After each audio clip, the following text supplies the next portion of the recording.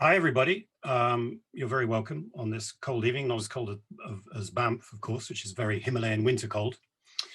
Yeah, we're going to talk about K2, which was, as you all know, climbed a couple of weeks ago um, by a large Nepali team, mostly Sherpas, and the very well-known Magar climber Nims Purja. Um, and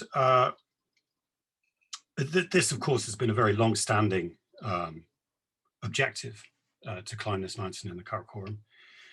But more recently, there have been a sequence of accidents, one very bad one over the weekend. And I'm going to talk to Bernadette now about that first, because, well, let's start with K2, because this was the mountain that's held out the longest, if you like. This was the last of the 14 to be climbed, which you describe all of them in your book, but K2 was the only one that hadn't actually been done when it was published. Yes, the K2 chapter. Well, first of all, hello everyone. I'm glad to be here, and hi Ed. Thanks for joining me. Yeah, K2 was the only one that had not been climbed in winter, so it was obviously the shortest chapter in the book. But this winter, the 2020-2021 season, obviously changed that, and everything was looking really joyous and wonderful up until a week ago when things went terribly bad. And as of this day, and I think probably nothing will change in the future, um, basically there are five tragedies that took place on the mountain. The latest one is not absolutely definitive because the three climbers who went up are still considered missing, but they've been up there missing for 3 days now, so it's unlikely that they'll be coming down. And those three climbers are the Chilean alpinist Juan Pablo Moore and the Icelandic climber John Snorri, who had hired the incredibly accomplished Pakistani climber Muhammad Ali Sarpara. Well, the three of them headed up together with Ali's son Sajid, and then when the oxygen apparatus was malfunctioning for Sajid, his father talked him into going back down to Camp 3, and yeah, and that's sort of the last contact anybody had with the three climbers who were still going up. And It sounded it sounded quite a chaotic scene at Camp 3 before they headed for the summit. yeah, it sounds like it. I mean, the news is still coming out from people who were there, but there were a lot of people who went up the mountain at that time because there was this the second fairly major weather window, and a lot of the mountain had been equipped with fixed lines and camps and tents and all that stuff, but there was some kind of mix up or confusion about how many tents there were at Camp 3. And I don't know all the details, but the bottom line is that there were too many people for too few tents, and there were people cramming into tents, six to a tent, not being able to rest properly before their summit bid. Some people actually, it sounds like, had to spend the night out because there was no room in the tents. So yeah, it was not an ideal situation for the night before a summit bid on K2 in winter. No, absolutely not. Now, Muhammad Ali Sarpara is a very well-known figure, very popular figure. Can you tell the audience a little bit about him? Because, I mean, obviously his son is now grieving his father, but his father was an exceptional man. Mm-hmm.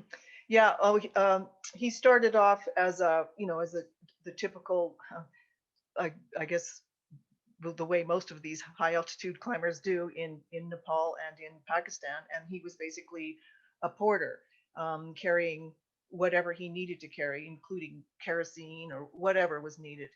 And he graduated to high altitude porter, and I would say now in the last few years he had graduated to a very accomplished high altitude climber. Um, he's done all of the 8,000ers. He's climbed all of the 8,000ers in Pakistan, and he also was on the team that did the first winter ascent of Nanga Parbat, and he did a lot of the heavy lifting on that particular ascent. So yeah, a very accomplished climber, lots of experience, and sadly, or I guess, yes, sadly, he was finally, just prior to his summit attempt, was finally getting the kind of support that he needed in order to actually launch his own personal climbing career. I mean, it's what he wanted to do was all 14 of the 8,000ers, which I realize has been done many times now, but it's what he wanted to do, and he probably could have done it, and he probably could have done it in really good style. And the Pakistani government just, finally, I guess, noticed him. Well, they noticed him before, but they noticed him to the point where they were actually going to support him financially. And this was great news, and he was really happy about that. And great news in Baltistan, I would have thought, where he's from. Huh? Great news there, and particularly for his family. Yeah, because I mean, as the story unfolds, I think we'll see that these remote mountain communities are not always given the time or credit that they perhaps deserve, or justified in having, and that the mountaineering story is changing their stars, if you like. Will you now have to update your book? How quickly will you update your book? Immediately. As soon as we finish this, I will be going back to my update. Right. The K2 chapter will finally be written. It started, I think for you, I think it's fair to say, with this man. Can you tell us who he is and how you met him? Oh, yeah. So that's Andrzej Zavada, the famous Polish expedition leader. I met him back in, I can't remember exactly what year. I think it was 1994 in Poland. I was in Poland working on a film festival, and at the post-festival wrap-up party, which was kind of legendary, he was there. It was at the Katowice Mountaineering Association clubhouse. Anyway, I met him and learned for the first time about this sort of special Polish subgenre of Himalayan climbing, which was winter. He explained it to me. He introduced me to a bunch of the alpinists in the room who were his followers and who accompanied him on these climbs, and I sort of got interested in the whole thing. He's quite a romantic figure, huh? I think. Yeah. Yes, he was. I mean, he was a striking. He was very striking looking. His language skills were legendary. He was charming. Yeah, he was quite. He cut quite the figure. Married to a famous actress, of course. Yes. Within Poland. I mean, he was very much a national figure in a way. I mean, what was it about winter? I mean, winter climbing in the Himalaya that persuaded them to take it on? I mean, why were they there? Because it was the poles. Yeah, it was for the first 7, I believe. For the first 7 winter ascents of 8,000-meter peaks, it was Polish climbers. Well, it was actually a very practical reason. Andrzej Zavada, along with a lot of other Polish climbers, missed out on all the first ascents of 8,000-meter peaks because of the political situation in Poland.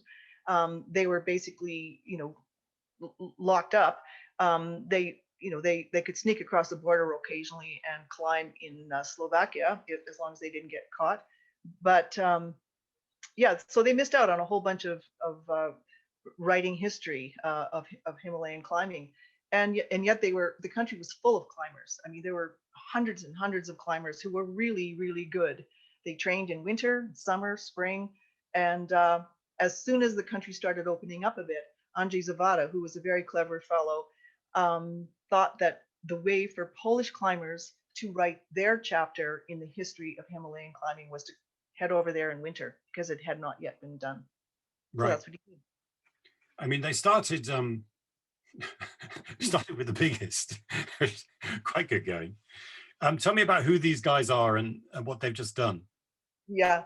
Okay. Yeah, it is amazing when you think back to his to Andrzej Zavada's ambition and his I don't know, self-confidence. The first one was Everest. So they went to the highest mountain first and climbed it in winter. The guy with the navy blue hat is Krzysztof Wilicki, and the white hat is Leszek Chihey. And they were the two kind of youngsters on the team. They weren't the most experienced at all. And yet you know how it goes. People were injured, people were tired. They ended up quite high on the mountain at just the right time. Andre Zavada got a 2-day extension to their permit, and they did it. And this is them back in base camp, being celebrated as the heroes, really, that they were. Absolutely. Now, as you said, I mean, people hadn't really done this before, and I guess, you know, with any new adventure or any new part of mountaineering or any new adventure sport, there's an awful lot of unknown unknowns. Um, I mean, can you talk a little bit about the physical challenge of being on an 8,000-meter peak in winter? Yeah, there were a lot of. I mean, actually, there are still a lot of unknowns, as we can see from Mm. this winter.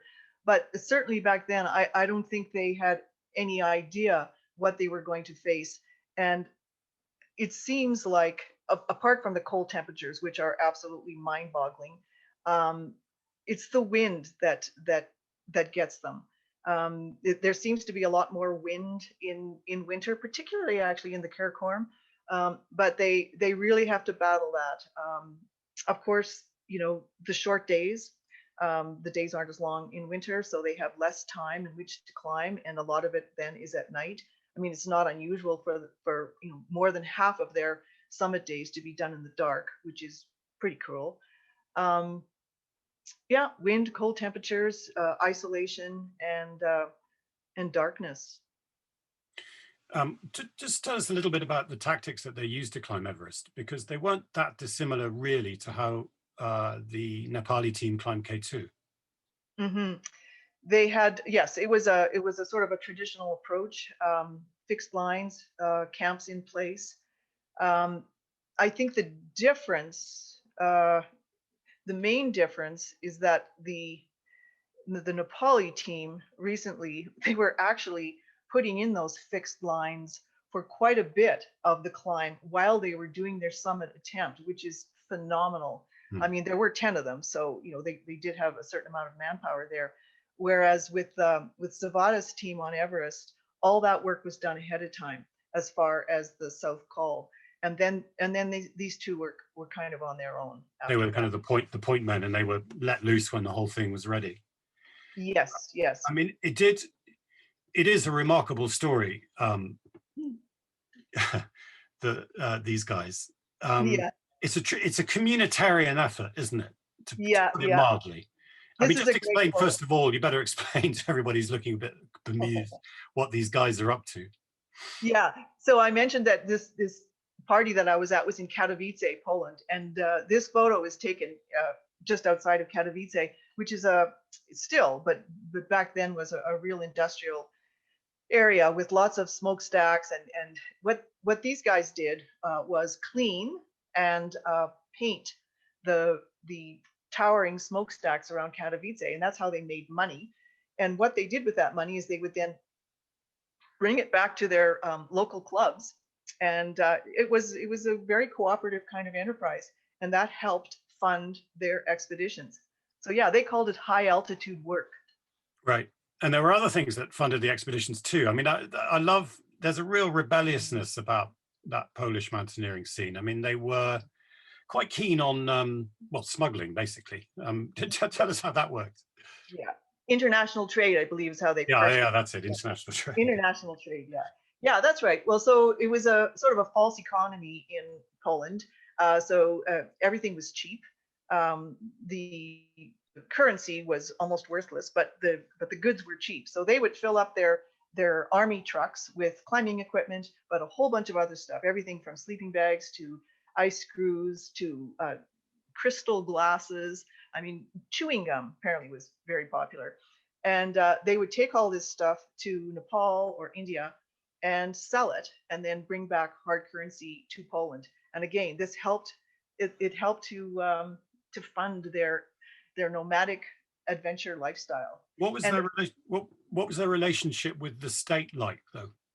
oh, it was pretty good. I mean, most of those expeditions were partially funded by the state, because it was a whole system that existed in Poland where the Alpine Association trained climbers, they qualified climbers, they gave them climber status, and then they funded to a certain extent some of the expeditions, not all, but some. But usually it wasn't complete funding, in which case all of these other entrepreneurial activities helped, make it a little more comfortable. It's very interesting, isn't it? Because they sort of had to fit in, but we know of a number of climbers involved in the solidarity movement. People looking for more freedom, testing the boundaries. It's a really interesting balance that they struck.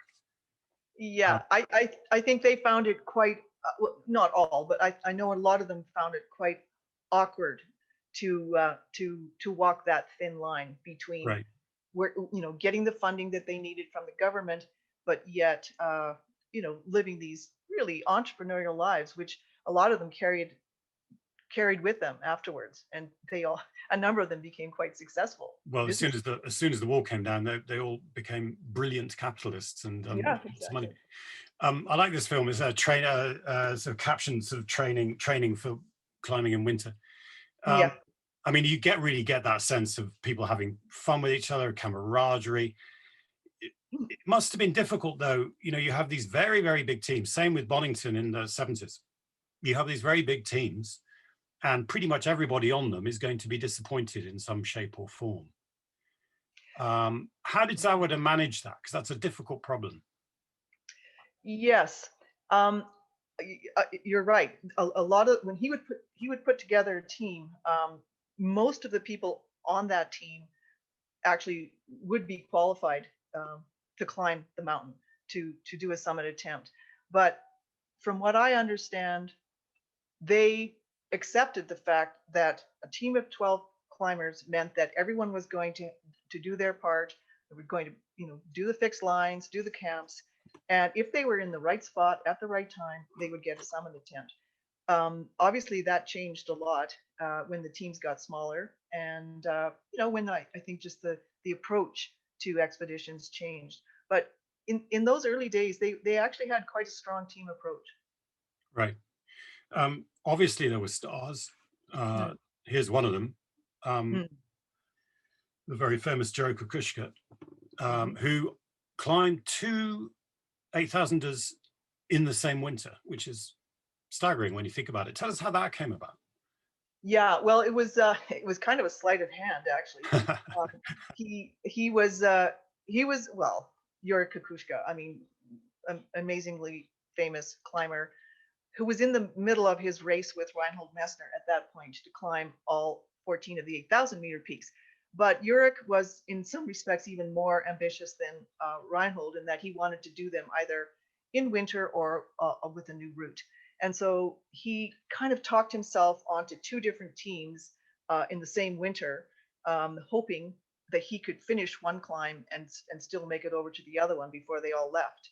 And he actually managed to do it, but in the process, so he climbed Dalagiri first, and then he raced over to Choyayu and joined the team there. Now he wasn't on. There were two other climbers on the team that made the first winter ascent of Choyayu, but Yurik did the second, and so he did two winter ascents in one winter, first ascents in one winter, and he froze his toes in the process, not too surprisingly, and spent, I think it was 4 nights out, open bivouacs above 7,000 meters. So In winter. unbelievably strong. Yeah. And yes, an incredibly tough man. I don't think everybody was delighted about the trick that he pulled, though. No, It's a great social experiment, isn't it? Well, and the thing is, as time went on, he kind of pulled that trick more and more frequently. I mean, it was acceptable to a point because the Polish climbing community as a whole supported, of course, they supported Yuri Kukushka in his race. I mean, they totally, he was the underdog, right? He was the poor man. Reinhold Messner was wealthy, famous, and so on and so forth. So, of course, they supported him. But he did get quite good at showing up for expeditions kind of at the last moment after a lot of the work had been done. And that's kind of what he did. Yes, but then Messner himself wasn't averse to similar things. I don't think it's exclusively a Polish problem. It is worth dwelling just for a moment on the nature of alpinism in the 1980s when Kukushka was in his prime, and the difference now. And I think one of the biggest, well, arguably one of the biggest differences is in terms of forecasting, weather forecasting. Because these guys, I mean, they got weather forecasts, but compared to what's available now, you know, they were pretty rudimentary. I mean, these days, what kind of forecasting is available to the guys on K2? And, you know, what sort of guarantees are they getting when it comes to the weather? Because it must play a big difference. I actually think it's the biggest difference. Right. I think, you know, obviously there are lots of things that have changed and have improved in terms of equipment and clothing and all, you know, fitness training, all that kind of stuff has improved over the years. But I think the weather forecasting was really a game changer. It's so accurate. I mean, it's not 100% accurate, but it is very accurate depending on who you're using. I mean, it's not just about what the temperatures will be when the storms are coming through, but what the wind speed will be at certain elevations, not just in general, but at certain elevations. Right. What the air pressure will be at certain elevations, which is also really important. And you know, when exactly the temperatures are going to drop, when the winds are going to pick up to the hour, so that climbers now can know that the window that they have is for 36 hours. And it's actually pretty accurate. Right. And they're not going to be wasting time climbing in bad weather and, you know, wearing themselves out ahead of a summit attempt. That's right. Or even more importantly, that they will climb in bad weather up to the, you know, exactly, to their launch point and make the most of the weather that they have. And then they're poised. Yeah. Yeah, exactly. We've talked a lot about the poles so far. This is the first ascent of an 8,000er, Shishapangma. I forget which year. I got it written down. It was 2005. 2005 by a non-pole. And how many, can you remember? I'm not sure I can. How many had been climbed by that point? I think it was 7. Let's see. Right. Everest, Manaslu, Delgado, Choyo, Kenston, Annapurna, Lhotse. Yeah, 7. So there's 7 the expert. 7 of them, and then all of them by poles. And finally, somebody breaks that record.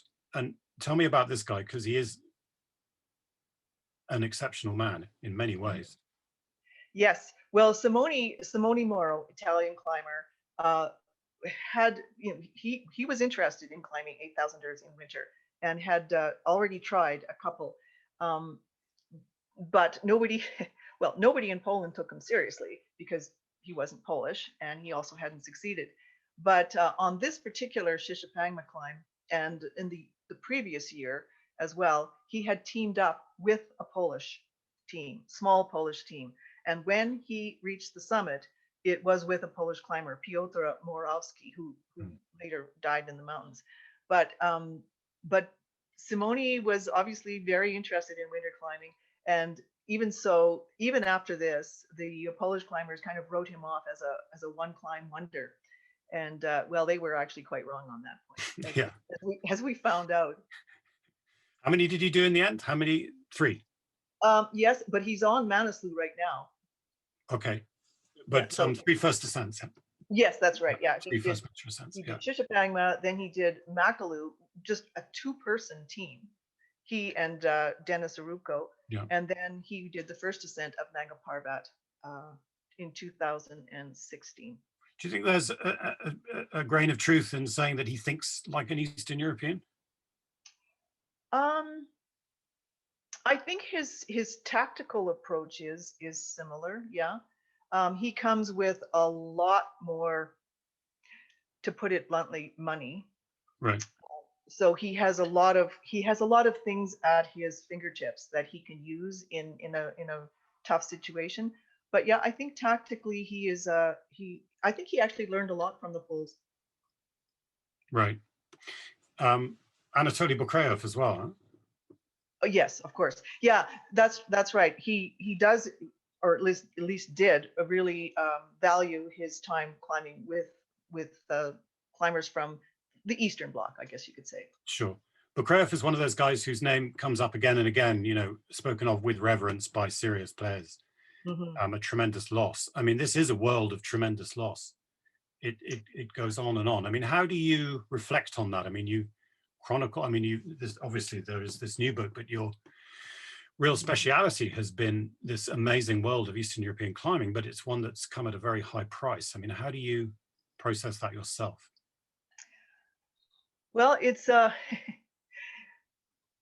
I guess it depends what's going on at any particular time, but it is not an easy thing to particularly speak with the survivors.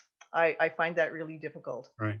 And I remember, this is not a Polish story or even a winter story, but I remember spending a lot of time in Slovenia, and when I interviewing people, and by the time I got home, I realized that I had just basically done a widow's tour of Slovenia. And yeah, it's heartbreaking. I mean, the question people face is it justifiable? Right. Unanswerable. Exactly. I mean, you know, with the next slide of his quite a famous picture. I think a lot of climbers would have seen this. This is Elizabeth Revolt, who was, and is it taken on Nanga Parbat, this picture? Yeah, yes, but not the year. Not the year she climbed it. That's right. Yeah. Right, which I think very graphically shows the physical challenge and actually the psychological challenge of being on a mountain like that. I mean, her story, I mean, first of all, there are very few women who've been involved in this world, which I think might say something. But she was part of an extraordinary partnership, which, you know, really made me think about, you know, the nature of the motivation for these things. Tell us a little bit about that. And just before I do, I saw somebody pop up on the chat, and I really think I should comment on it. I forgot to mention one other of Simone's first winter ascents, and that was Gasherbrum 2, the one he did also with Dennis Arubko, but Right. Also the American climber. Yeah. The American photographer. Anyway, sorry, Simone. I don't need to short change. He will more than make up for it. Don't worry, Bernadette. I know. But yeah, so this is Elizabeth Revolt, French climber who tried to climb Nanga Parbat in winter a number of times. I think it was 4 or 5 in total, maybe 4. And several of those were with a Polish climber, Tomek Maćkiewicz. And they did not manage to get the first winter ascent. That was done by Simone Moro, Ali Sarpara, and Alex Ciccone. But she went back 2 years later, again with Tomek Maćkiewicz, and they managed to reach the summit. And Tomek was in trouble, clearly in trouble. They didn't get to the summit until around 5 p.m. So it was pretty late. It was starting to get dark. And he could not see anymore. He was having problems moving. She got him down a short distance and sort of tucked him into an ice cave, but there wasn't room for her. So she sat outside during the night and just, contemplated what to do. And by morning, it was pretty clear that he couldn't move anymore. So he talked her into descending the mountain by herself and to please try and arrange anyway for a rescue of him. So she did that. She descended partway that day, then waited all day for the rest of the day for a helicopter. She had set this whole thing in motion, and amazingly enough, there was a team over on K2. It was a Polish team. So there were climbers nearby, relatively speaking, nearby. And several of them actually knew where she was. They knew the route that she was descending. So they were well situated. And I guess more importantly, they were acclimatized. So eventually a rescue effort did take place. And it's a pretty dramatic story. Tomasz is a controversial figure. perhaps you very briefly explain why. Yeah. So Tomac was, I only met him personally once. We had quite a bit of communication, but free spirit is the best way to describe him. He was unusual guy. I mean, he had lots of problems. He had a drug addiction. He had personal issues. He had family issues. But the one thing in his life, two things actually: his new partner Anna, and his love of climbing, but specifically one mountain, Nanga Parbat. He basically kind of almost learned Himalayan climbing, everything that he needed to know on this one mountain, and even more specifically in winter. I mean, I don't know what would actually motivate someone to sort of, learn the craft in a situation like that, but that's what he did, and he actually got really good at it. Yeah, it's so extreme, and clearly quite an extreme personality in some ways. Mm. I mean, it's a free world. You can, we can't start limiting each other on the wisdom, on the basis of the wisdom of what it is that we do. On the other hand, I mean, you and I both have been around long enough to watch the rise of media influencers, Mm. the role of social media within high-grade alpinism, and the pressure that that can put on the people who choose to engage with that. I mean, do you have any thoughts about that? And I mean, not just on Nanga Parbat, but also on K2, perhaps? Hmm. I think, with reference to Tomac in particular, I actually don't think it was a big No, influence. I think no, he. not at all. But maybe some of the people around Nanga Parbat. Oh, Yeah, absolutely, yeah. absolutely. No, in the 2 years before Tomac and Elizabeth climbed it, yeah, there were a number of teams on the mountain that year, and that's when it was first climbed. And the pressure and the influence of the media, if you if you if you learn about what was going on between the teams and the interactions and the competition, and eventually the falling apart of some of these teams, it was in part due to what was happening to them, the pressures that they were feeling from the media. The same thing happened on K2. The last Polish expedition to K2, they had unlimited Wi-Fi at base camp. So everybody was, and I heard this directly from the climbers, they were spending more time, monitoring what people were saying about their climb than actually doing it. I mean, of course, there was the weather and there were all these other things as well, but there was a lot of pressure. And I heard it again this year. I saw it on social media where people were sending messages to Tamara Lungar, who was at base camp at K2, saying, "So what are you doing? You're still at base camp." Well, yes, I'm still at base camp because the weather is really bad and it's minus, 30 and the wind is howling. And so they have to actually answer to the rest of the world about what they're doing when really all they're trying to do is stay healthy, and prepare themselves for, really big challenge. Sure. What does she think about that? Do you know? Do you know? Well, right now she's kind of destroyed. Right. Yeah, I mean, she's left the mountain and Right. she's abandoned her Mm. climb. Yeah. I mean, this is a picture of the successful Sherpa and, well, the Nepali team, nine Sherpas and a Nagar. Hmm. These guys are really good at social media. It has to be said. I mean, Nepal is Well, generally, one in particular.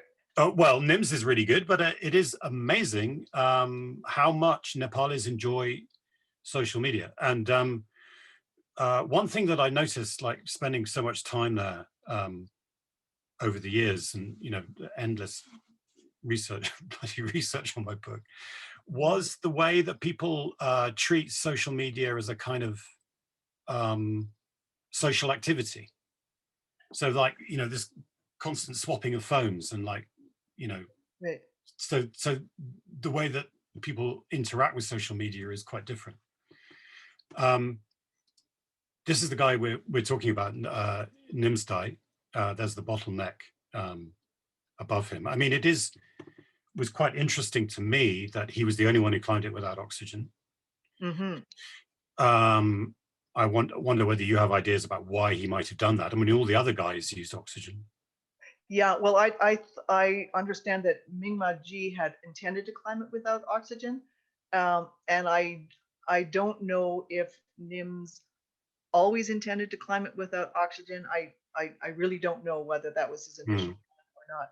But certainly it is one of the sort of controversial topics when the mountaineering world at least comments on this climb, is the whole thing about who used oxygen, who didn't use oxygen, and does it count, or was it doping, all that kind of thing. Right. But it's, I think, one of the things that people really question and marvel is the speed with which these guys came to K2 and then climbed it.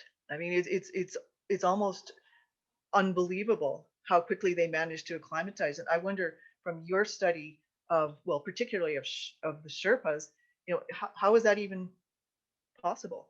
Well, it's really interesting, isn't it? And maybe we talk a little bit about this at the end of the talk, but because it's quite detailed and complicated. But the Sherpas are essentially Tibetans, ethnic Tibetans. They have all kinds of adaptations for dealing with life at altitude. There are very few populations that have evolved to live at altitude. The Tibetans are one of them. They've been doing it for longer than anybody else.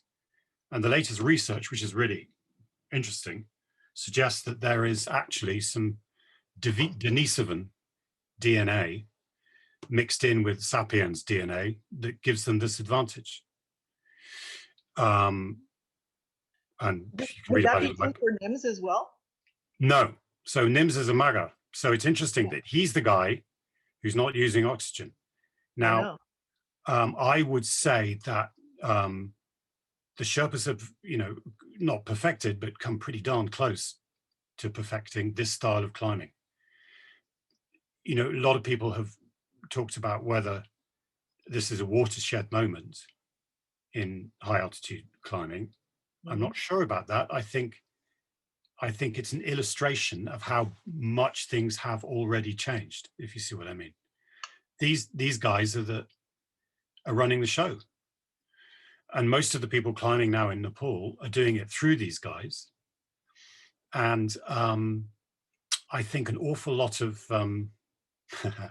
weaker, but still quite self-important 8,000 meter climbers from Europe and elsewhere have just, to be blunt, had their asses handed to them. And this is how you do it. Mm-hmm. Well, you know what, Ed, that's really interesting, because one of the things that I've heard from the climbing community about NIMS climbing K2 without supplemental oxygen is that, it's not really as valuable a climb as one would think, because he had a team of 9 Sherpas who were climbing with him and were, putting in the fixed lines, and they were there as backup. I've had the same arguments. I mean, I'm really, it doesn't, I try not to get cross, but I had 1 or 2 Twitter spats, which I've generally speaking avoid because they're a complete waste of time. But, you'll know very well that the Poles were using helicopters on the Baltoro Glacier in the 1980s to rescue expeditions, to supply base camp. They were using fixed rope. So they didn't use oxygen, but then they didn't get up it. And I was told, oh, well, those were different times. But it's nonsense. The ethics of climbing ultimately haven't changed since the 19th century. And it's all about style.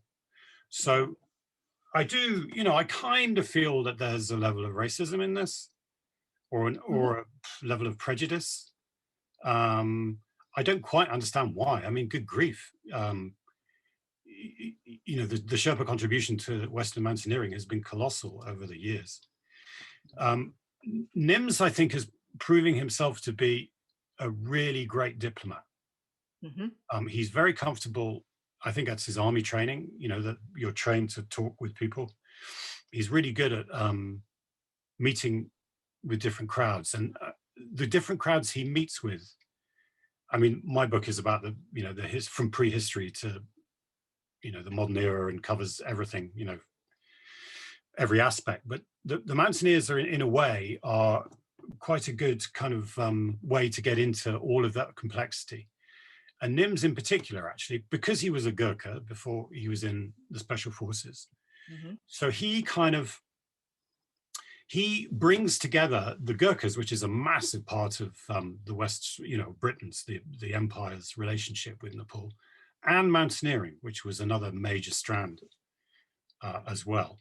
So here he is on the top of K2 with the British flag and the Nepali flag, which is kind of honoring his two his two masters, if you like. And this is the footage of them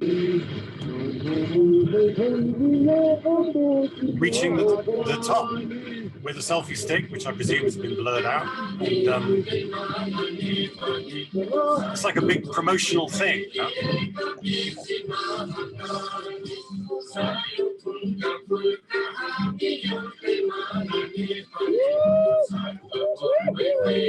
look quite strong, don't they?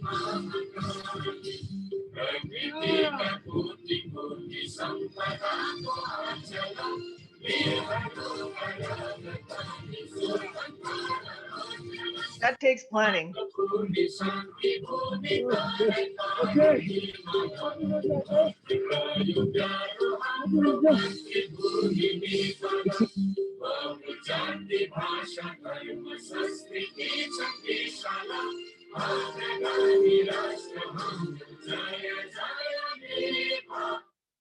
So that That's lovely. It is really lovely. I mean, it's squarely aimed at people in Kathmandu. It resonated for the world, though, didn't it? Oh, of course it did. It resonates on several levels. One of them is the political message that we are putting our country on the map. And if you're a Sherpa who, 100 years ago was ignored by the mainstream in Nepal completely, you were just, hillbillies, not worth the time of day, no political power, no representation, no schools, no healthcare, nothing. And now these guys are running the show.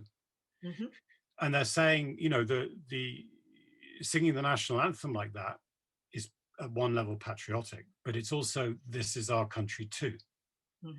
So, it's a kind of reverse colonialism of a different kind. I mean, there's obviously the Western colonialism idea, but, these are Himalayan people, if you like,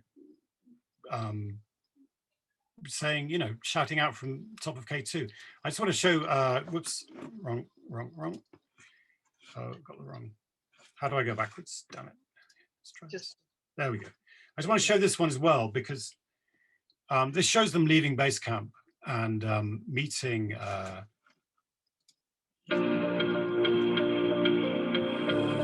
it's only 30 seconds long.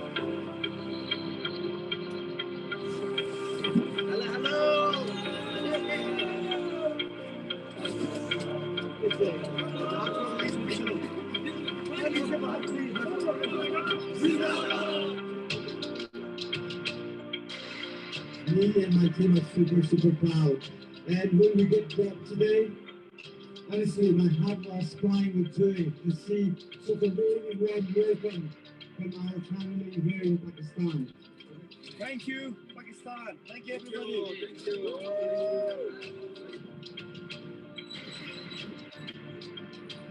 That's good.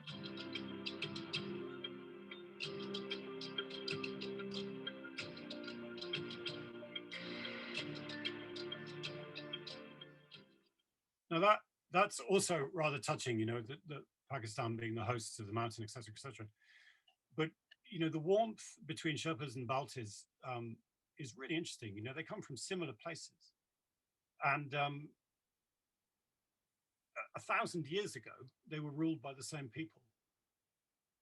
Baltistan was part of the Tibetan Empire, and there's quite a lot of language similarity. They can make each other understood.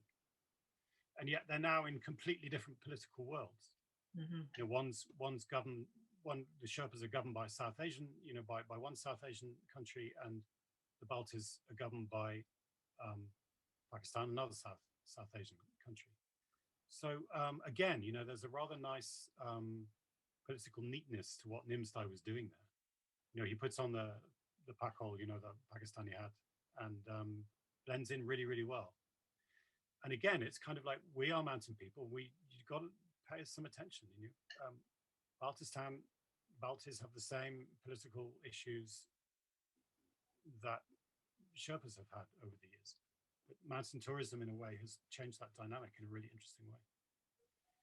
And, you know, they arrive back in Kathmandu, and it's the airport, just outside the airport, and you can see the scale of the welcome.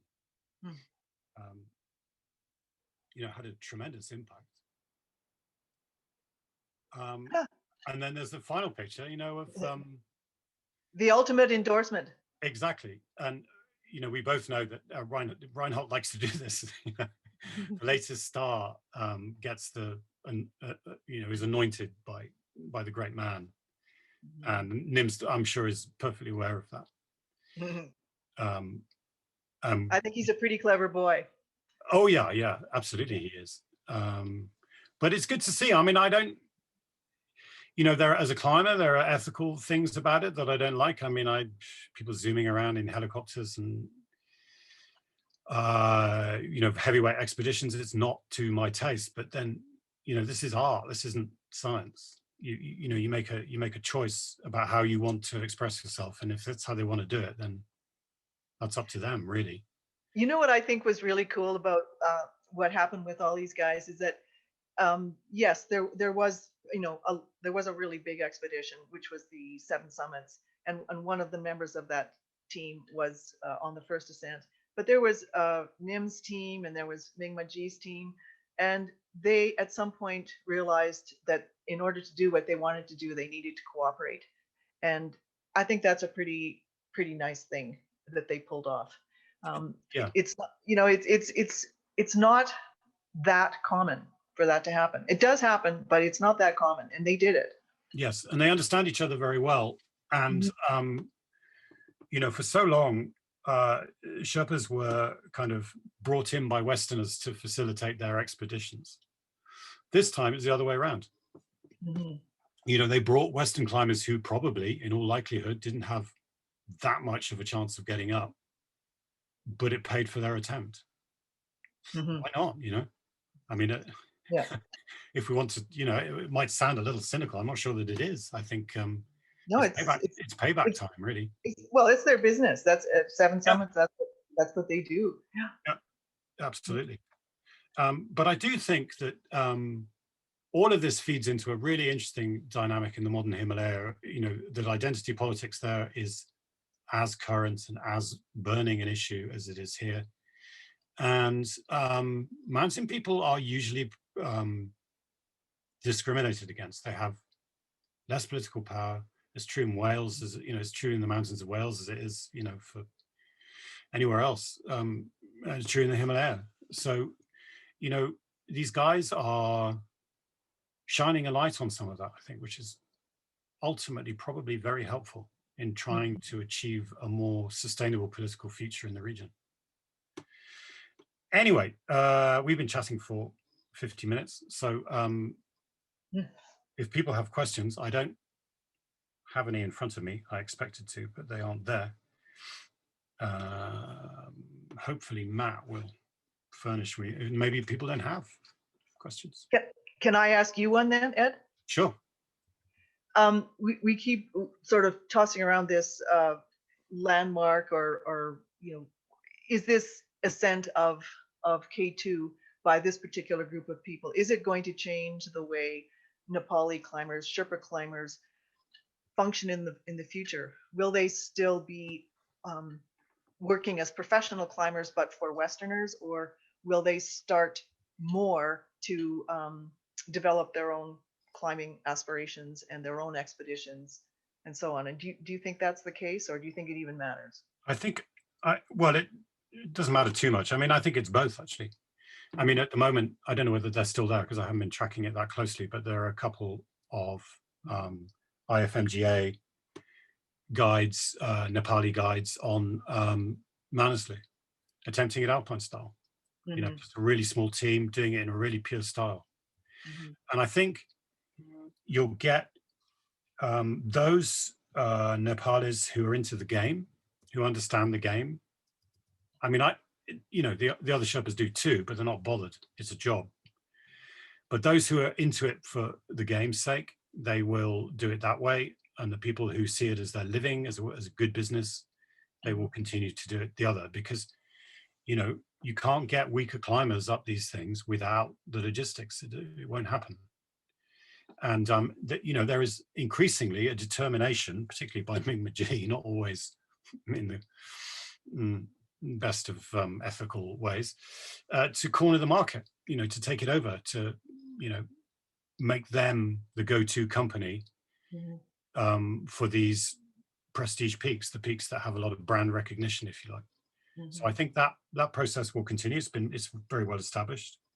But there are lots of Nepali guides who want to guide in the way that guides do in other parts of the world, and maybe a bit more sustainably. And also they'll have their own challenges, because they'll be into it, and they'll be good at it as well. Question to Bernadette. Hang on. Why do I think those living in mountain environments lack political power?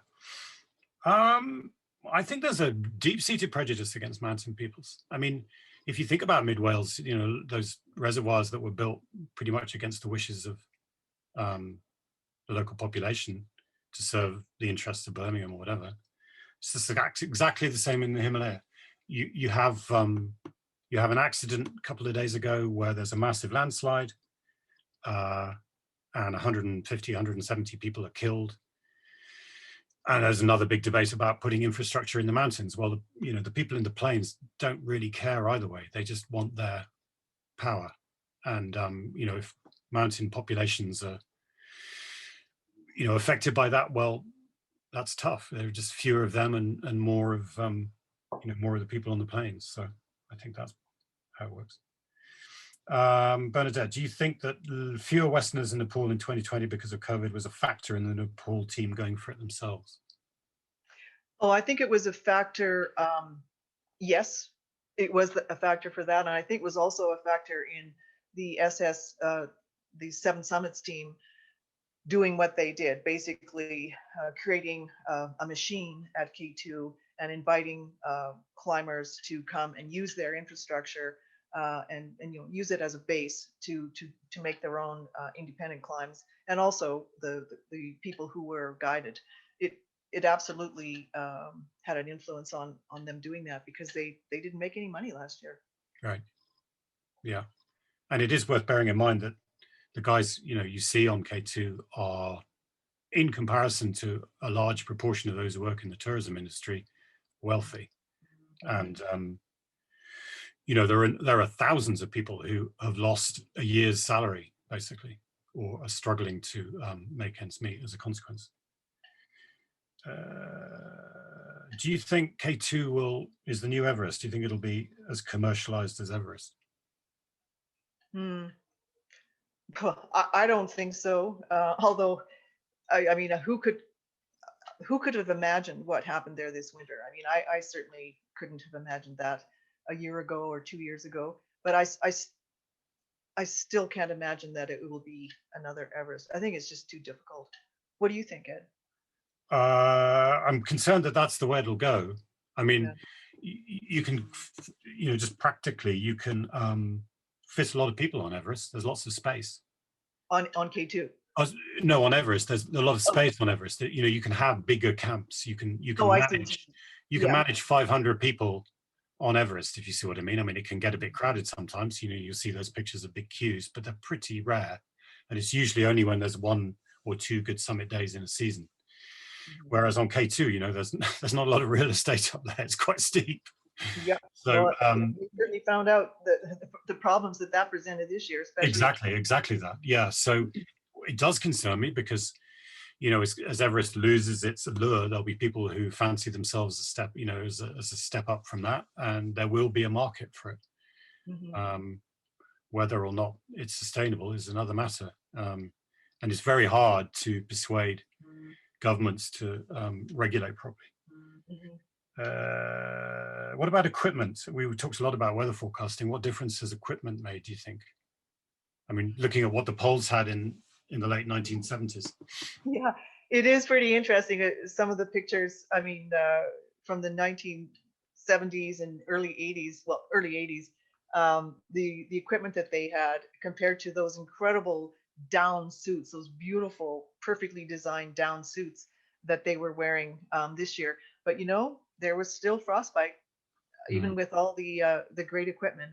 There was a lot of frostbite, not just with the Nepali team, but with a number of the other climbers, Western climbers, who also have, you know, top of the line equipment, top of the line boots. It's the equipment is great, but it doesn't solve the yeah. problem. 8,000 meters in winter is still 8,000 meters. It's still 8,000 meters, yeah, and it always will be. What about technical difficulty? I mean, you know, when it comes down to it, that route on K2 was nearly climbed in 1938. Obviously, it was climbed in the 50s.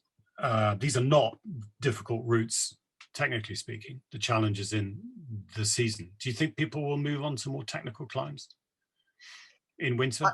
I think they will, yeah. No. And maybe not necessarily 8,000 meters, but I'm sure that there are lots and lots of 7,000 meter peaks with very technical routes that will be attractive to climbers, especially those who are, you know, well versed in mixed climbing, and you know, that's their specialty. It's kind of the logical next thing to do. Yeah, more interesting as well. I mean, the one good thing about Nims climbing those 14 in record time was that, you know, the patient acquisition by, I mean, it's a bit like Peyton Place, isn't it? It's a bit like EastEnders, the 8,000 meter peak climbing world. You know, it's quite gossipy and dramatic and a little bit self-indulgent, and then he cleans them up inside of a year. And perhaps the media world has just twigged that actually there's probably other things out there that are more interesting. Yeah. Okay. Yeah, it's interesting. Somebody was just mentioning Jim Curran, you know, who passed away a few years ago now, and his relationship with K2. He wrote that wonderful book about it. No, I don't think there's been a British ascent of a 8,000 meter peak in winter yet.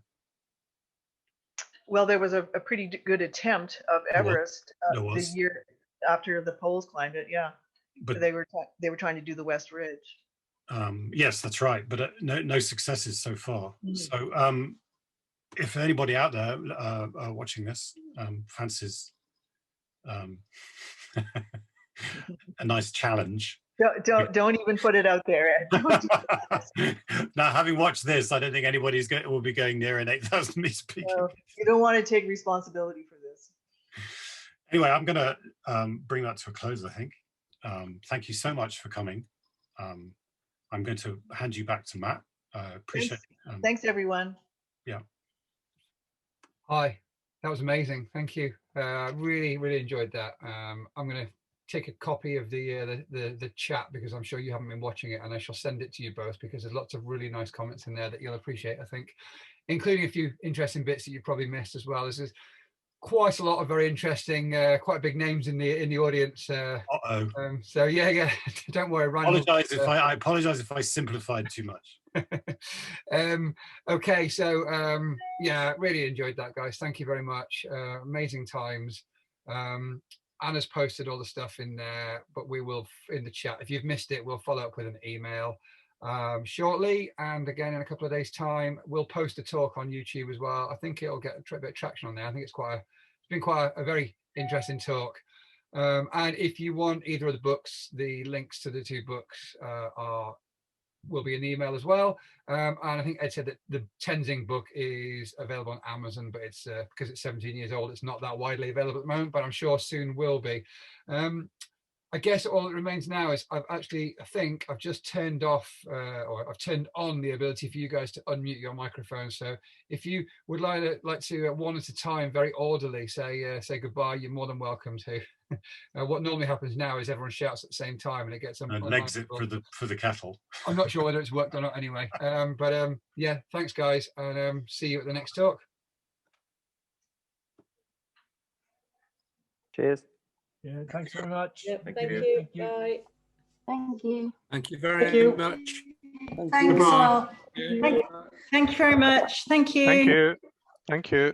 Thank Bye-bye. you. Well done, guys. Hi.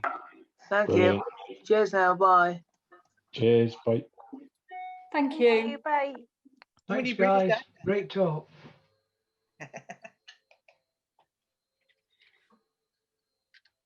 There you go. It's a nice way for you to realise that there are actually real people listening. Yeah. So many lovely British accents, Matt. Thank you so much for a wonderful, wonderful talk. Just made my week. Thank you. Thank you. You're very welcome. Wow. Grab. Okay, I'm going to close the meeting to everybody now. So good night, sweet dreams, and see you in a week for the next talk. Some of you, hopefully. And thanks again very much, Bernadette and Ed. Really enjoyed that. Thank you very Thanks, Matt. much. Thanks. Bye, Ed. Bye, Bernadette. See you again soon. Okay.